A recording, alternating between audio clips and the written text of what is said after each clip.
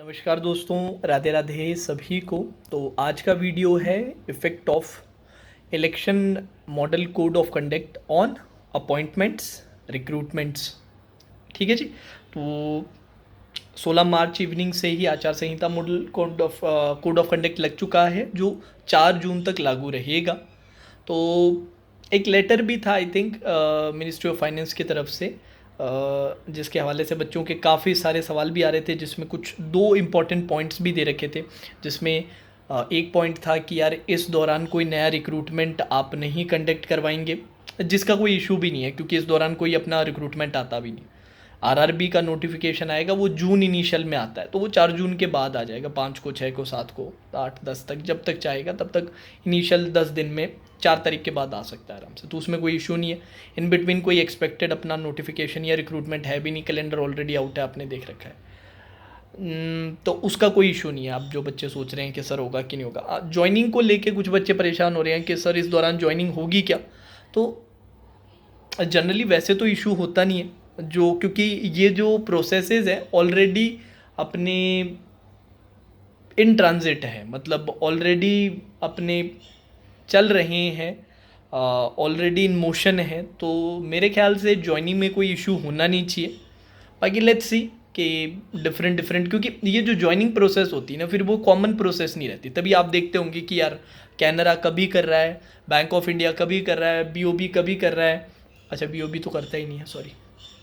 अब पीएनबी कभी कर रहा है, एसबीआई का टाइम, एसबीआई का तो ऐसे भी प्रोसेस अलग, रिक्रूटमेंट अलग होता है। बट बाकी आप समझ रहे हैं कि अलग अलग, इवन ग्रामीण बैंक्स में भी कोई कभी ज्वाइनिंग करवा रहा है, कभी कोई ज्वाइनिंग, तो वो बैंक टू बैंक वेरी करता है। तो वो उनके ऊपर है कि वो क्या चाहते हैं इस दौरान। बाकी मेरे हिसाब से ज्वाइनिंग में ऐसे कोई प्रॉब्लम नहीं आनी चाहिए, डीवी वगैरह में भी कोई इशू आएगा नहीं, तो इसका कोई अपने एज सच कोई इम्पैक्ट पड़ने नहीं वाला, तो उसको लेके बिल्कुल परेशान नहीं होता। प्रिपरेशन पे फोकस्ड रहो, अच्छे से तैयारी करो। आरआरबी अपना नेक्स्ट रिक्रूटमेंट है, उसके लिए तो तैयारी कर ही रहे हैं, बट मैं सजेस्ट करूँगा कि कॉमन प्रिपरेशन भी करो और मॉक्स पे खास फोकस करो, क्योंकि जितना इंपॉर्टेंट प्रिपरेशन है ना, उतना ही इंपॉर्टेंट है कि पेपर हम कैसे अटेम्प्ट करते हैं, पेपर में हमारा क्या टेम्परमेंट रहता है, क्या कंपोजर वगैरह अपने मेंटेन कर पाते हैं अंडर प्रेशर। तो उसके लिए एक अच्छी टेस्ट सीरीज़ होना बहुत ज़रूरी है, और यहाँ पर मैं आपको सजेस्ट करूँगा स्मार्ट कीड़ा की test series, link is in the description.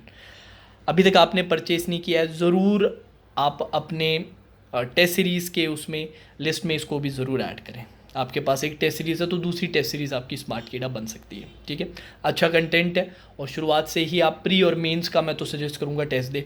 यहाँ पर ये टॉपिक वाइज टेस्ट भी प्रोवाइड करते हैं, तो वो भी आप जब टेस्ट सीरीज़ का इनका पैकेज खरीद रहे हैं तो उसमें टॉपिक वाइज टेस्ट भी ऐड कर सकते हैं, जिससे कि जिस भी पर्टिकुलर टॉपिक में आपको इशू है ना, उस पर आप अलग से काम कर सकें।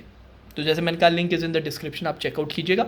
और जो मॉडल कोड ऑफ कंडक्ट है, एमसीसी है, उसका इफेक्ट 4 जून तक है। 4 जून के बाद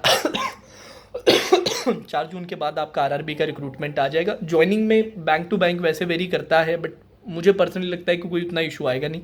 डॉक्यूमेंट वेरिफिकेशन वगैरह भी जो है वो सेम प्रोसेस चलेगा। अच्छा, एक और भी बच्चे कुछ पूछ रहे थे कि सर इसका एसबीए क्लर्क वगैरह के रिजल्ट वगैरह पे तो कोई इम्पैक्ट नहीं पड़ेगा। नो इम्पैक्ट यार, कोई इम्पैक्ट एसबीआई क्लर्क रिजल्ट पे इसका नहीं पड़ने वाला, तो उसकी टेंशन भी मत लो। ठीक है, now that's all for today session. Radhe Radhe.